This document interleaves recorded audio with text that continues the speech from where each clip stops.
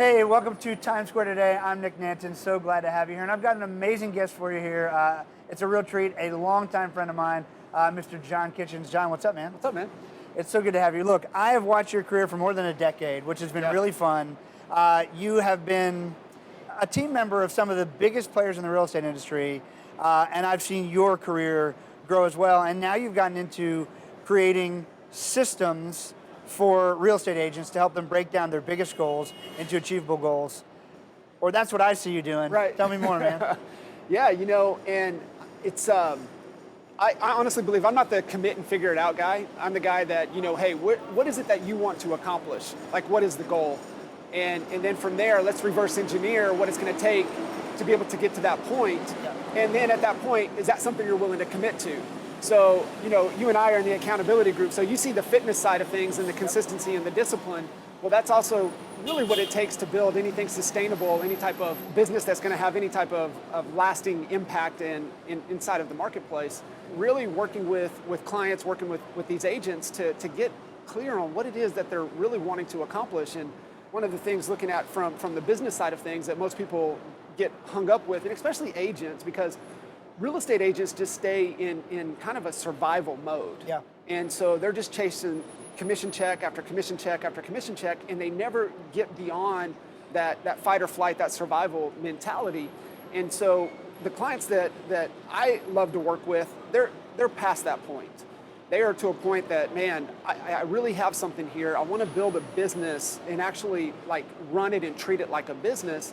And what we're able to do is help them install operating systems so that they can escape working with buyers and sellers and really work on more meaningful things. I love it. I was actually watching Gordon Ramsay the other night on a show, and someone said on the show, it was about restaurants, and obviously it's Gordon Ramsay. He said, lack of consistency breeds animosity. You think when you go to a restaurant, you got your favorite dish, right? Yeah. And you order it, and it's not what you remember. Yeah. Like you get angry, like you don't like start throwing things like a Karen. Yeah. But you're like not happy, right? And so you mentioned our accountability group. For those of you at home, John and I, for I believe it's been about a decade, I've been in a text group. It's a daily accountability group where you got to post your workout daily. Yeah, every day. And I will definitely say that the two most consistent people in there are you and me. That's right. And so, look, when someone shows up consistently day after day, that is what breeds success. But I will also tell you, just like, I use that group as a coach. There are so many days I would not have worked out if I didn't, I don't want to let the group down. Yeah. And I want to set the example, as do you. Yeah. And so I know a big piece of what you do is you show people how to create those systems so that they can show up consistently. Yeah. If I'm a real estate agent and I'm doing well, man, I've been in the real estate game for 10 years, but I want to break to that next level. How would you help me? On the accountability thing real quick, how you do anything is how you do everything. Yep.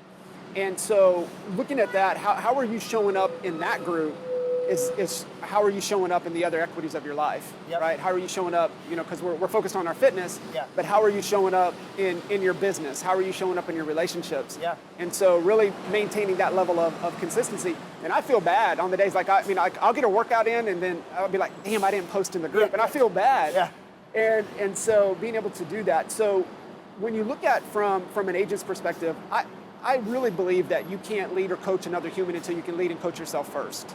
So when we look at your business, I really truly believe that the size of your business is in direct proportion to the size of your leadership capabilities. Yep. So if your business is not where you want it to be, it's because you're not where you need to be. Yep. And really it has to come back down to that first. Because if you get to where you're building, 750 to $1 million in revenue in the real estate space, and you're somewhat successful building a brand, if you're not going to that next level, if you're not making the leaps and jumps, it's you that's holding you back. One of my favorite quotes from Dan Sullivan from Strategic Coach. You've been a strategic coach for almost a decade, and honestly, I got in because of you.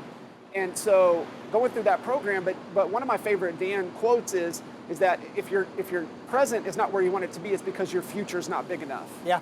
And so what real estate agents, they don't think big enough. The biggest constraint is in their thinking. And so for me, my why, my driving force is to inspire and challenge people to think bigger so that they can transform their business and transform their lives. And it's really about the whole person. Yeah. So, going back to the accountability, but really unpacking the business but really more so unpacking the human first. Yeah. Because that's where it has to start. Yeah, and there's a lot of people who say they coach. A lot of people say, oh, think bigger. I can assure everyone watching this, after knowing you for this long, you've coached and helped some of the most successful guys in the industry. Certainly a bunch of guys that are really big at EXP now too, Yeah. right? But all over. And here's the thing that I think is incredible that most people don't realize. I don't care where you're at in your life. If you want to break through to the next level, you're going to hit a level, even if, like, I consider myself pretty abundance-minded, but it actually takes an incredible level of emotional awareness and intelligence that you usually only find when you hit the wall enough times. Yeah. That you have a limiting belief that was baked into you from your parents, right? Or just from the way you were raised, or from a teacher, like something that just caught in your brain and you can't get unstuck from. I used to work years ago with traders, guys who would trade the financial markets. We had a team of traders that would trade 24 hours a day in the foreign exchange world. And first thing we would do to find a trader was give them a demo account. And like 5 out of 10 guys could work their way out of a demo account and start doing good. Then we go, okay, great, we're gonna put 10 grand in an account. Put 10 grand in an account, like 2 out of 5 would work out there. But then you'd find good traders. But I don't care who you were, at some point, it might be 100 grand, it might be $1 million, it might be 10 million. Your brain started freaking out, Yeah. and the trader would start underperforming because at some point they started thinking, oh gosh, this is a lot of money, what if I lose it? So there's always a point where your brain goes, I don't know if I can handle what's next, whether you realize it or not. And there's a reason, people watching this have heard it, but there's a reason why the best of the best in the world have coaches. There's a reason why, there's a reason why Tom Brady called Tony Robbins to coach Antonio Brown. Do you know that story? No, I don't. He goes, you can be on my team, but if you will let me get Tony Robbins to coach you. But there's a reason now. It Yeah. blew up in the end, right? Right, sure. But it worked while it was working. Yeah. And there's a reason why the best in the world have coaches, and everyone needs a coach to help them break through, because everyone has blind spots. We all have blind spots. 100%. And if you think you don't, is when you're about to hit the big wall. Yeah. So look, we only have a few minutes left, but how do people find you? We're all over social media at John Kitchens Coach. Podcast, coachcodepodcast.com, and the framework and everything that we do on the business side and the human side of things is available in our book, coachcodebook.com, so you can grab a copy there. But Nick, one of the things that you were saying about coaching, do you know the easiest thing? Getting your real estate license is pretty simple. Wouldn't you agree? Yep. Do you know what's easier? What? Saying you're a coach. Yeah. So just because you can sell 100, 200 million in production doesn't mean that you're qualified to coach somebody. Right. And so really understanding that, there's more to it than just selling houses, Yeah. right? You have to be able to get to that point. And, you nailed it. I mean, we all have blind spots. Our body goes naturally into entropy. And so we just don't see what we don't see. And we need great coaches in our life. I mean, I believe a great coach in our life is going to be exponentially better. And so being able to have that and really understanding, and you and I were talking about this off camera before, great coaches ask questions. Great coaches don't tell. Right. Great coaches ask. Yep. And so that's one of the things that we're always paying attention to. What is kind of your question to statement ratio? Right. Are you aware that you're talking too much and you're not asking enough questions? Yeah, and the big thing of that, just anyone watching this could take away, as a real estate agent, what your client really wants from you is for you to be a great coach. Yeah. Right? So for you to ask them the questions to help them find what it is they're really looking for. Because most of the time, we can't really articulate what it is that we really want. Right. A friend of mine said it one time, he does a lot of work in psychology. It's like there's what you'll say, there's what you won't say, and then there's what you don't know how to say. And at that deepest level is really what you want and why you want it. It might be, what you don't know how to say might be, I want a great home because I want my family to feel safe. Right. But what you will say is, I want a nice home in a nice neighborhood.